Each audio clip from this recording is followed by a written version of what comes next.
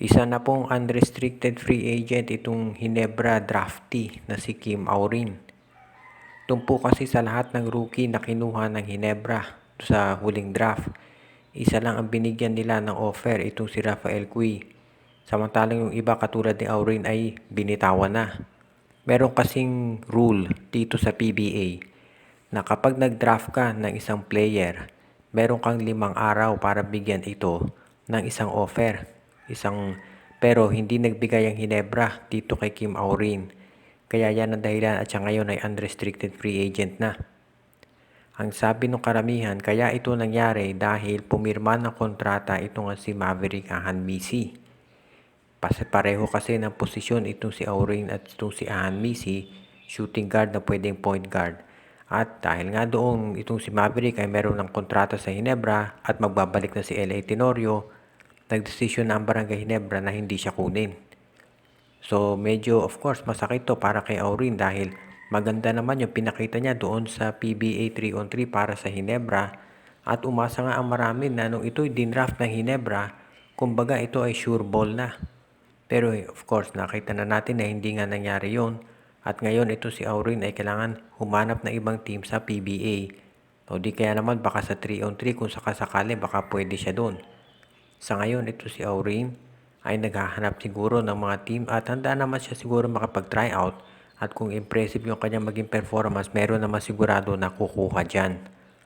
So of course, syempre nalulungkot yan at maski na yung mga ibang Hinebra fans kung nagpupunta kayo to sa mga social media accounts at yung reaction nila, nanghihinayang sila dahil mahusay na player naman to si Kim Aurin. Yun nga lang, nagkataon kasi na pumirma na ng kontrata to si Maverick Ahanmisi. So understandable naman yan na kung pipirma din si Aurin, baka wala din siyang playing time. Kawawa talaga yung ibang mga players na nakuha do sa huling PBA draft. 79 yung nakuha.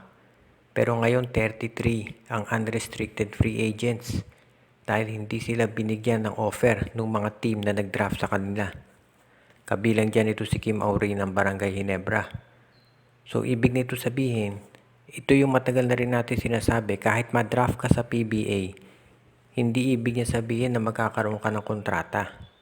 So ngayon yung 33 players na yun kasama na dun sa mga maraming unrestricted free agents na magta-try out ngayon sa iba't ibang PBA teams para kung sakasakali ay magkaroon sila ng oportunidad na magkaroon ng kontrata dito sa liga. At kung hindi sila ubra sa PBA, baka doon sa 3-on-3 o baka naman sa MPBL.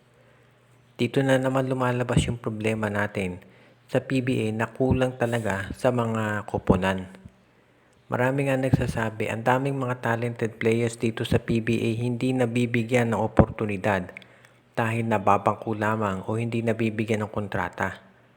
Mukhang tama yung suhestyon ng iba na dapat gawing 14 o 16 yung PBA teams para itong mga ibang players na hindi nadadraft o hindi nabibigyan ng offer ay magkaroon ng oportunidad na ipakita kung anong kaya nilang gawin.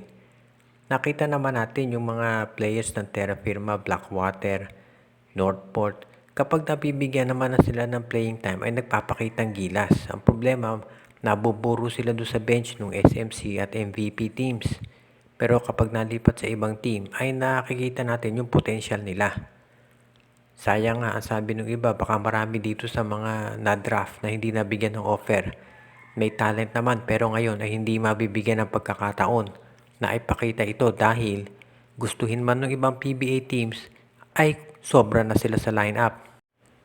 Mukhang maswerte talaga at mukhang magaling talaga itong si Keith Jimenez. Siya ang huling rookie na dinraft ng San Miguel Beer. Pero siya lang ang binigyan nila ng offer.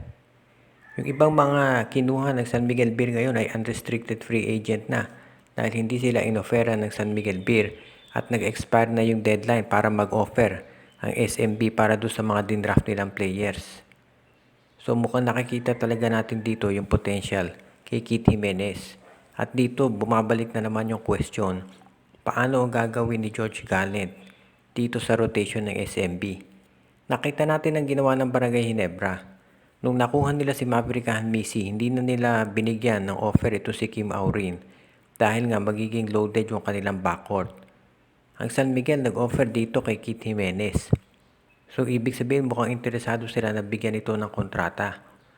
Pero ang tanong ngayon, nakikita natin na loaded na yung kanilang posisyon. So ang tanong dyan, paano kaya itong guard nila? Jericho Cruz at CJ Perez, okay naman performance dun sa shooting guard. Nag-alternate sila. Ang problema yung point guard, 4 yan. Jimenez, Romeo, Ross at Enciso. So, wag na tayong magulat kung magkaroon talaga ng movement sa San Miguel Beer. Mahirap yung ipag-divide ng playing time yung mga point guard dahil syempre kinakailangan din nila ng maraming minuto para magkaroon ng kumpiyansa. Kaya tignan na lang natin kung sino ang bibitawan ng San Miguel Beer kapag nag-offer na sila ng kontrata dito kay Kit Jimenez. Siguro depende rin yan doon sa magiging performance nito. At syempre, doon sa iba pa nilang mga players, titignan ang mangyayari dito sa Commissioner's Cup. Kaya isa rin itong testament para dito sa husay talaga ni Kit Jimenez na doon sa mga dinraft ng San Miguel Beer, siya ang binigyan ng offer at nakita ng management na meron talagang potential ang bata na ito. Sa ngayon, itong PBA ay pinag-aaralan ulit yung posibilidad na mag-accept na ng mga additional teams. Parang nakikita na ng commissioner at ng mga board of governors yung problema na ang daming mga players ay hindi nabibigyan ng trabaho. Kumbaga, maraming mahuhusay dyan. Nabanggit na natin yung mga unrestricted free agents, katulad dito sila Taylor Brown, Travis Jackson, itong si JR Kinyahan at iba pa. Samantala ngayon, idadagdag natin yung mga na-draft na hindi nabigyan ng offer ng mga teams na kumuha sa kanila. So, halos 40 o mahigit pa yung mga unrestricted free agents ngayon sa PBA. Gustuhin man ng mga teams na bigyan sila ng offer, puno na yung roster nila. So, hindi rin nila mabibigyan.